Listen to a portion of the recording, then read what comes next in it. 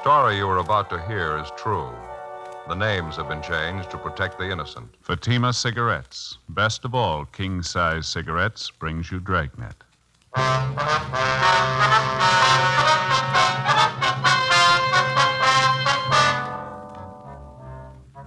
You're a detective sergeant.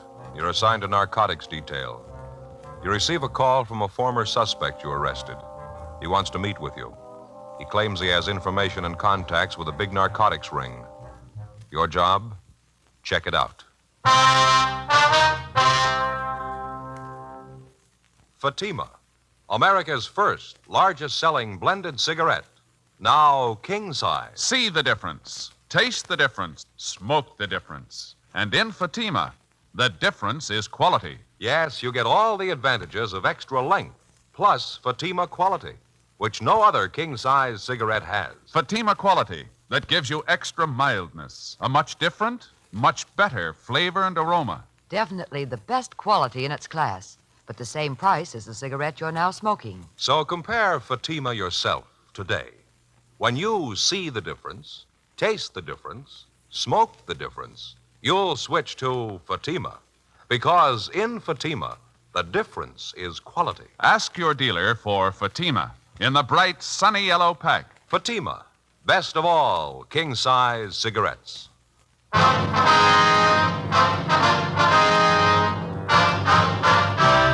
Dragnet, the documented drama of an actual crime. For the next 30 minutes, in cooperation with the Los Angeles Police Department, you will travel step by step on the side of the law through an actual case transcribed from official police files. From beginning to end, from crime to punishment, Dragnet is the story of your police force in action. It was Tuesday, August 9th. It was warm in Los Angeles. My partner's Ed Jacobs. The boss is Captain Kearney. My name's Friday. It was 7:28 p.m. when I got to Lincoln Park, the west entrance. Yes, sir? Got a couple of bags of peanuts, please? Yeah, sure thing.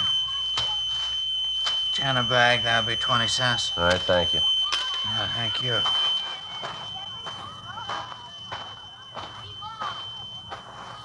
Hi, Friday. Jack? Would have come over sooner. I saw you walking around the park. Wanted to make sure you weren't tailed. Yeah, I made sure of that before I came in. Let's go over and sit down. Okay. Say, there's a lot of stuff just came in town. Some new pushers came with it. You know that? Yeah, I heard some talk. Like to knock them over? I got the contact.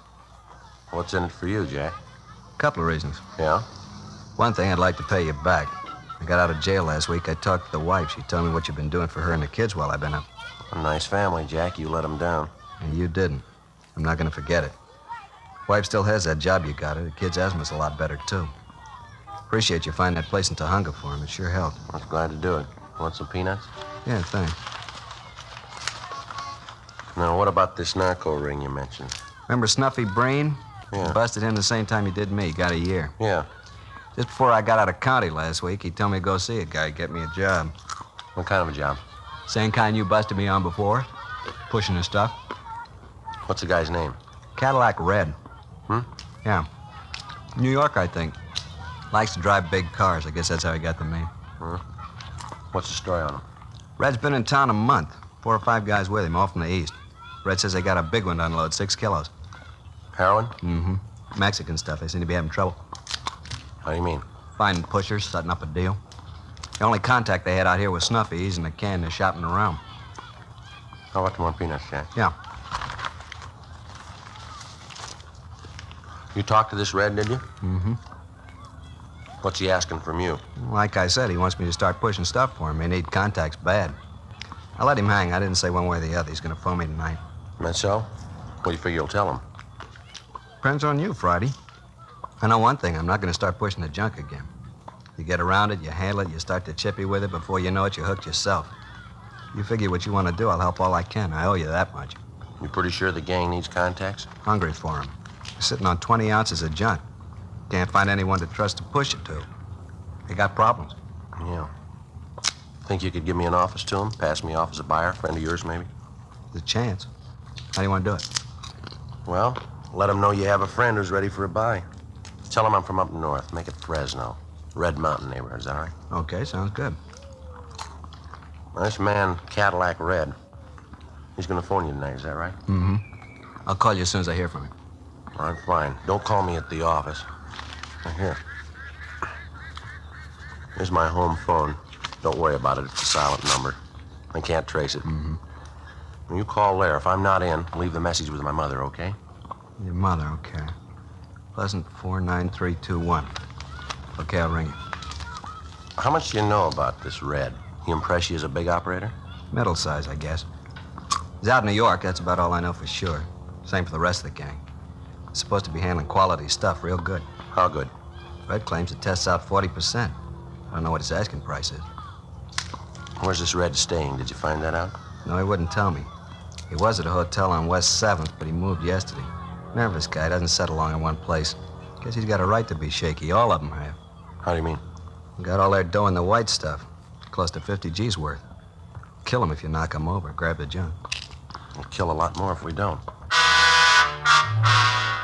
Before I left our informant, Jack Wallace, we set up a plan for future contacts. In case of any emergency, I would not attempt to get in touch with him at his rooming house at 3rd and Olive Streets. Instead, I'd contact him at his work, the Joe Adonis Meat Market on West Temple, where he was employed as a butcher. Wallace also promised to try to get me a sample of the heroin from the narcotics ring. 10:50 p.m., I checked back in at the office and briefed Captain Kearney. Sounds a little fantastic, Joe. 6 kilos. If it's true, it's a break a cop gets once in a lifetime. Well, that's the way Wallace tells it. I can't figure any reason why he'd lie to me. How about this front man, Red? You checked him out yet? Well, Ed's checking him through the moniker file now. He's a New York operator. That's all Wallace could tell me. You got any idea where the plant is? No, I don't. Wallace didn't even know where Red was living. Red's supposed to have a meet with him tonight. I gave him my home phone, told him not to contact the office. You got any court cases pending? No, but I got 2 I was going to file on tomorrow. You better give me the packages. I'll have Lou Walters assign them to somebody else. You and Jacob stay with this gang, put them to bed, and get them up. All right. Wallace is going to try to get you a sample of the junk, huh? Yeah, he said he'd try. Captain, Joe? Oh, hi. Hi, Ed. You dig up anything? I don't know. Found one Cadillac Red. Could be our boy. You get a mug on him? No, all we have is correspondence from New York. There was a warrant on him back in 1945. Same thing, narcotics. Later that year, the warrant was canceled. He was picked up. No disposition. You want us to radiogram New York for a rundown on him? No, let's not stir it up. Starting tomorrow, you two stay away from here. Get yourselves fixed up in a hotel room downtown. Let me know where you're staying. Okay. Call me at 2 o'clock sharp in the afternoon. I'll make it a point to be here. Better call me on the inside line. Right, Skipper. Where do you think we ought to set up, Joe? Oh, I don't know. How about Pop Sherman's place down there on Hill Street? He'll cooperate. You know what that stuff did to his boy. Yeah, okay. You want to check in tonight? No, my wife's going to scream her head off as it is. You better make it in the morning, huh? All right with me. Narcotics, Kearney. Oh, yes, man. Just a minute. For you, Joe. Okay, thank you. Friday talking. Oh, yeah, Ma. Mm-hmm. Did he say what time? Yeah, okay. No, don't worry. I'll get a bite downtown and I'll be home. Yeah. Yeah, okay. Bye. My mother, Wallace just called my home, left a message for me. Yeah? He had the meet with Red. He's got the sample.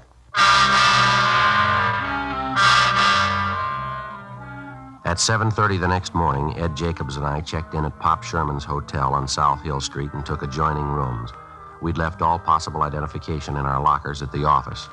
At 9:30 a.m., technicians from our crime lab arrived and installed a bug in my room and set up the receiver next door in Ed's room. In the event any of the gang happened to come to my room, they'd be able to record the conversation. I registered as Paul Lindsay, San Diego, California. Ed registered as Ray Morrissey, Sacramento. At 11 a.m., I went alone to Adonis Meat Market, where our informant, Jack Wallace, handed me a dummy package which I took back to the hotel. Inside the package, I found a sample of the narcotics along with a note from Wallace. He wrote that he'd arranged a meet with Red for that night. I was to pick up Wallace in front of the subway terminal building, the Hill Street side, at 9:30 p.m. I gave the sample of heroin to Ed, who took it to the crime lab, where Sergeant J. Allen ran a test on it. The sample tested out within 40%. For the drug market, it's considered good quality.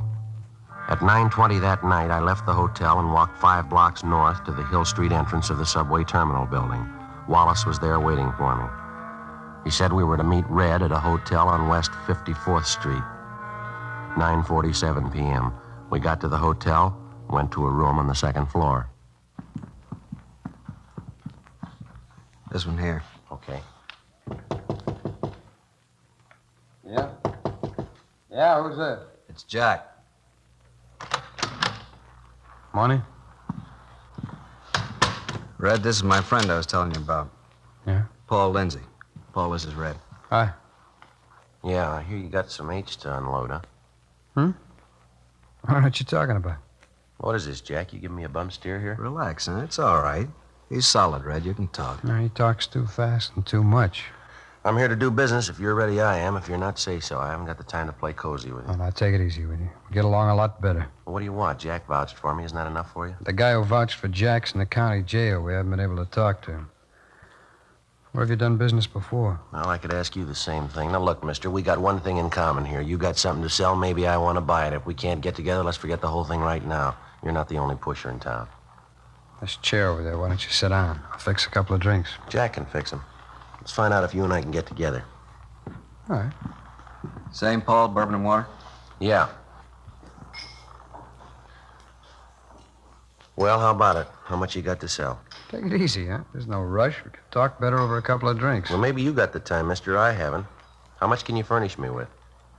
More than you can buy from the looks of you. Hey, Red, you got any lemons? No. No lemon twist in it, Paul. That all right? Yeah, it's all right. Make it light, will you? Now, this junk you got, what's it test? It's the best this town's seen in a long time. It's 50% or better. Well, who you trying to con? My tester used your sample this afternoon. He says it won't go 40%. Okay. You know where you can get better? Paul, here you are. Red. Thank Thanks. you. How about it, Lindsay? Do we do business? Maybe. Oh, who's playing cozy now? Well, if I do go, it won't be for standard price. Your junk isn't worth it. It's 40%. I don't care what your tester says. An ounce will cost you $400. No, not to me it won't. I'm not paying out good money for milk sugar. I want a big buy and I want quality, but not at $400 an ounce. Yeah, maybe we can work something out. Why get excited? Because I don't like chicken operators. I don't like stalling around. Now, if you got an offer, let's make it. Price is going to depend on a lot of things. How much merchandise you going to want? 20 ounces. I got customers up north. Have to have it for them the 15th of the month. Up north where? San Francisco, Sacramento. That's funny. We checked on that. Yep. Yeah, the hotel you're at. You're registered from San Diego. Yeah, good address. I never been there. I heard some talk about you. You ever worked Fresno? Maybe. I take customers where I find them. 20 ounces, huh? At the minimum? For your stuff, yeah. Now, what's the price? I think we might get together. It's a pretty good buy. Might work out a discount on it. How much? 3 1/4 an ounce. I figure that's reasonable. Maybe you do, I don't. $2.75. I can't go better. If I didn't need this stuff right now, I wouldn't offer We'll that. split the difference. 20 ounces, 300 an ounce. You can't do better than you know it. No? How about it? 300 an ounce? I'm not lining up for a soft touch. I want another sample when I move on. You'll get it. Now, what do you say? All right, you got a deal. 20 ounces. When do I get this stuff? We'll get in touch with you tomorrow. Through Jack here. 6,000. You sure you got the money? I got it. Now, what's the setup? Tomorrow, you'll get the word. All right.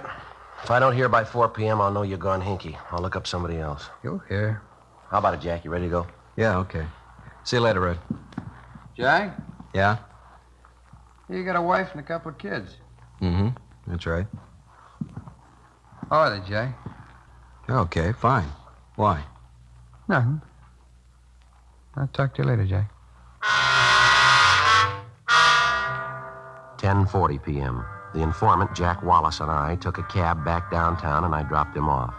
I got to a pay telephone, called Captain Kearney and my partner, Ed Jacobs, and we set up a meeting. 11:20 p.m. The three of us met on a side street out in the North Wilshire district, and I briefed them on what had happened. In order to prevent any possible harm to either Wallace or his family, the captain told me he'd have them placed under 24-hour surveillance. His children would be kept under observation going and coming from school. The next morning, I stayed close to my hotel room waiting for a contact from either Red or another member of the gang. 1:05 p.m. Hello? Lindsay, this is Red. Yeah. That talk we had last night, you still interested? Well, yeah, aren't you? We'll be out on Mission Road, 11:30 tonight, west end of the park out there. You'll get your sample. Mission Road. All right. You gonna be there? No, Well, how'll I know your man? He might make a mistake. you won't make a mistake. He knows you. I hung up the phone and checked with Ed Jacobs next door to see if he'd picked up the conversation on his receiver. He told me he'd notify Captain Kearney of the plan for that night and that the captain would be in the office if I wanted to contact him on the inside line. As soon as I picked up the sample of heroin, I was to return to my hotel room, and Ed would immediately take it back to the crime lab for analysis. 1:30 p.m. I left the hotel, went downtown to a payphone, called home, and talked to my mother. She said there hadn't been any phone calls.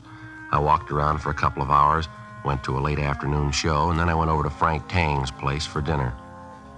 11:15 p.m. I caught a yellow streetcar going north on Main Street and rode to the end of the line on Mission Road. It was about 300 yards from there to the designated meeting place, the west end of the park. The place was dark, completely deserted. 11:25 p.m. 11:30.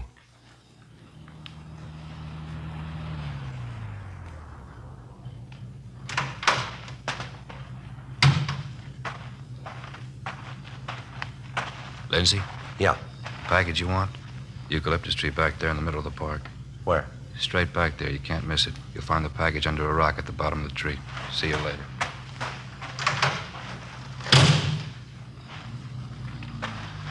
I started to cross the park. The eucalyptus tree he'd pointed out was about 200 feet from the edge of the road. There was a narrow path hemmed with shrubbery leading up to the base of the tree. There was a large rock beside it. I bent down and looked under the rock. There was nothing there. I started to turn, but it was too late. All right, wise guy. Give him the boot stand. Give it to him. Shake his pocket, Stan. No identification on him. He's clean. Let's go. He's got his sample.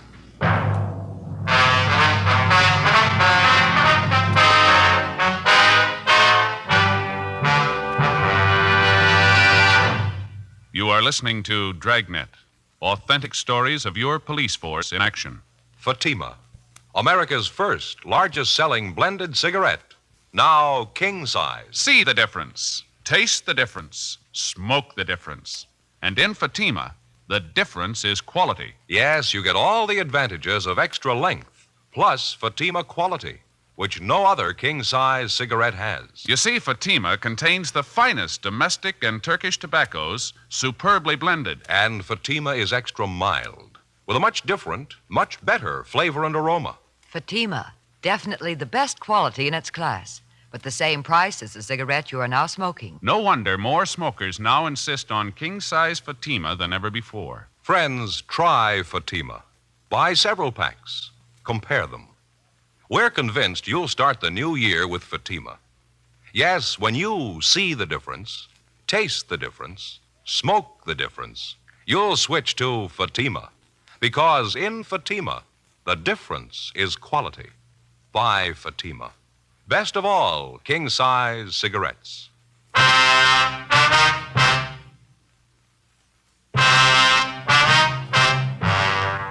When I came to, it was a few minutes past midnight. The bruises on my face and head were beginning to swell.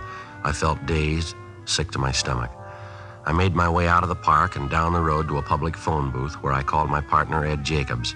He came out right away and drove me back to the hotel. Ed put in a call to Captain Kearney, and he made arrangements to have a doctor sent over to examine me. He treated me for numerous cuts and bruises about the face and head and the upper part of the body. There were no serious injuries. At 10 minutes past 1, Captain Kearney called back and wanted to know if Ed and I could meet him at his home. He didn't want to take the chance of being seen around our hotel. Ed and I drove out to his house in the Silver Lake district. Come on in. Sit down. Yeah, thanks, Skipper. How do you feel, Joe? Well, my side hurts a little. Fair, I guess. Yeah, they really gave you a working over. Did you recognize any of them? Yeah, one guy. I don't know his name, though. What do you think, Skipper? Round up the whole bunch of them? No, that's not going to help any. Suppose we pick him up now. What do we got on him? A misdemeanor, battery, 30 days in jail, and they're out again. We're right back where we started. What do you figure's wrong, Joe? Think they got hinky? I don't know. I can't figure it. I think you better take a couple of days off, go home and rest up, let some of those bruises heal. The whole thing could be blown by that time. The deal will be cold. If we're going to make it pay, I got to stay on it. How do you know they haven't made you for a cop? The deal might be cold right now. Yeah, that's possible. What other reason would they have for tamping you? How about your friend Jack Wallace? He might have the straight story. Ask him about it. No, I'll do better. I'll ask Red. Captain Kearney finally agreed to go on with the plan with the understanding that Ed Jacobs and another man from our office would have me under surveillance at all times. It was understood that I'd go back to Red's hotel room to see if I could pick up the loose ends. Jacobs and another officer would follow me to the hotel and remain within calling distance. 2:10 a.m. I got to the hotel on West 5th Street and went up to the second floor to Red's room.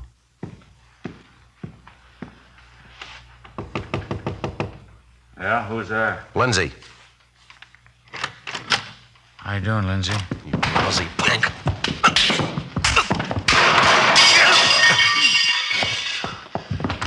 Hey, lay off, huh? I ought to break your back. Wait a minute, Lindsay. Wait a minute. What's this all about? You want to know? You set your hoods on me. Look at my face. I don't know what you're talking about. I went back to pick up the sample. This is what happens. How big do you punks think you are? All right, Stan, what happened out there? Not much. You said he was acting smart. We thought we'd cool him off a little. I told you to keep an eye on him, that's all, not to rough him up. Oh, he's a crybaby. We hardly touched Oh, him. shut up. Every time you get on that H, you get muscle happy. I've warned you before, Stan. Now, this is the last time. You better quit chipping with that junk. You cause any more trouble like this, and you're out, understand? He's a crybaby, Red. We didn't hurt him. I heard enough from you. Now go on, take a walk. Okay. If you see Max, tell him I want him. Yeah, all right. Sorry, Lindsay. These things happen sometimes. Can't be helped. Why do you keep punks like that around? I thought you were too smart to connect with users. They could get both of us in trouble. Oh, they'll be all right. Relax. Every once in a while, they get geed up, and I have to straighten them out. I wouldn't trust them with my laundry. They're all right for what I use them for. They're good errand boys. I get you a drink? No.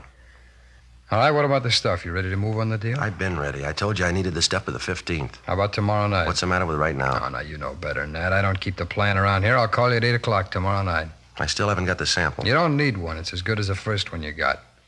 Come on, what are you stalling for? I'm getting tired of this sample yak. If you don't want to buy, say so. You'll bring it to my hotel tomorrow night? No, I'll call you.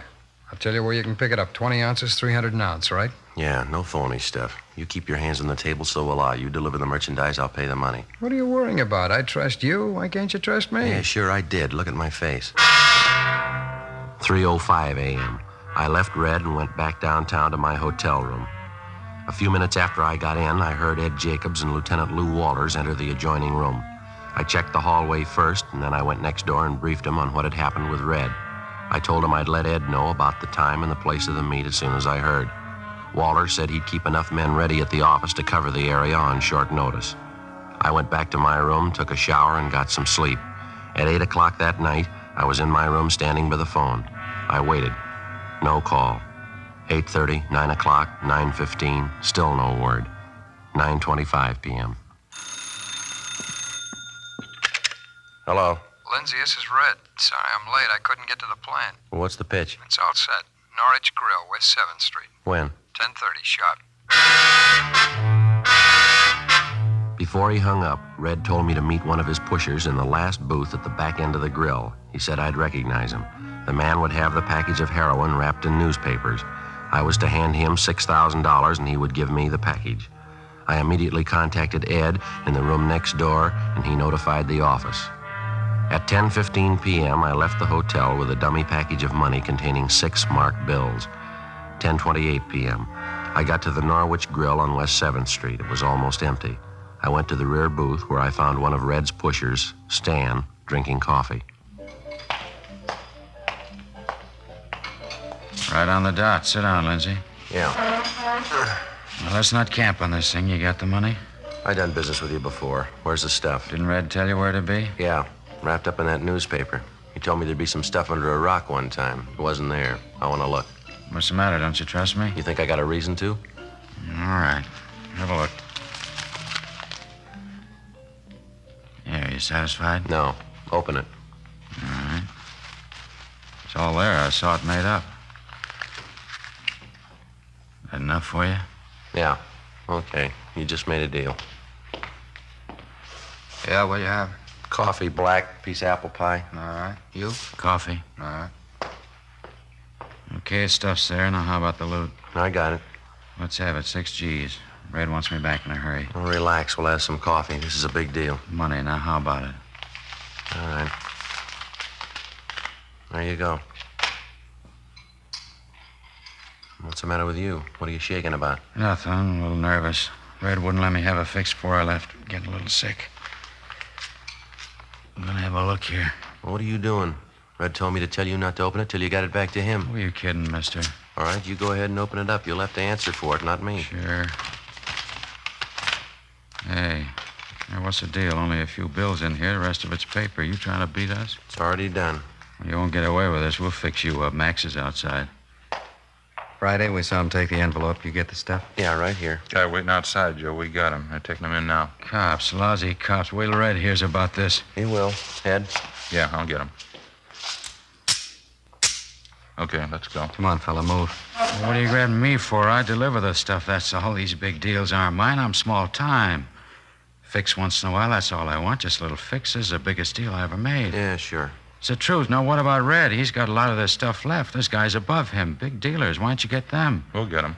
You'll never guess who the other two are. They're real high powers. Big deals. Nothing but big deals. You won't bust them 100 years. Yeah, let's go. Get my coat, will you, Ed, please? Yeah, okay. Hey, you forgot your check. Who's going to pay for the coffee? Here you will. Who? This one. Me? Yeah, you just made a big deal.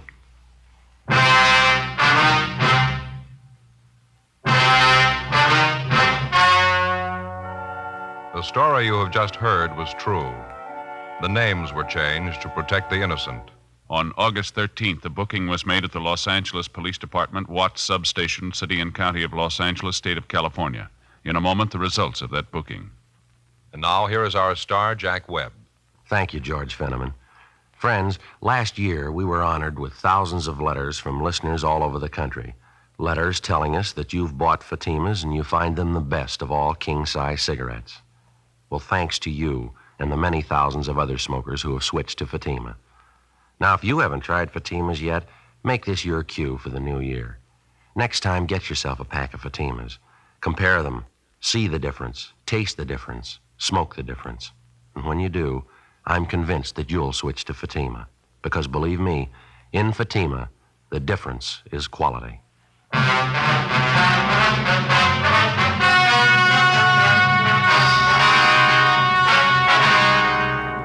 The two suspects, Stanley Parrish and Max Higbee, were booked at the Watts substation on suspicion, the Narcotic Act, felony.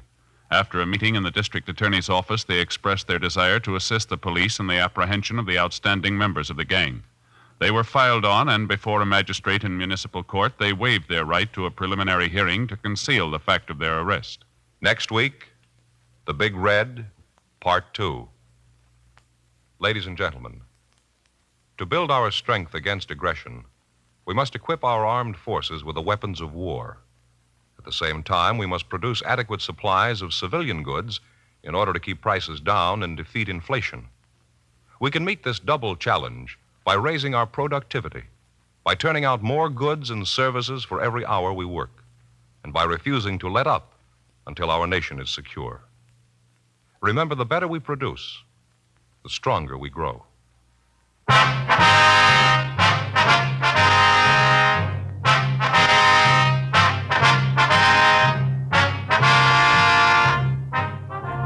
You have just heard Dragnet, a series of authentic cases from official files.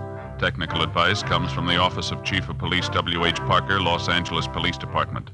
Heard tonight were Barney Phillips and Stacey Harris. Script by Jim Moser. Music by Walter Schumann.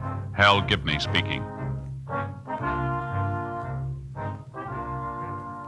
Fatima Cigarettes, best of all king-size cigarettes, has brought you Dragnet, transcribed from Los Angeles.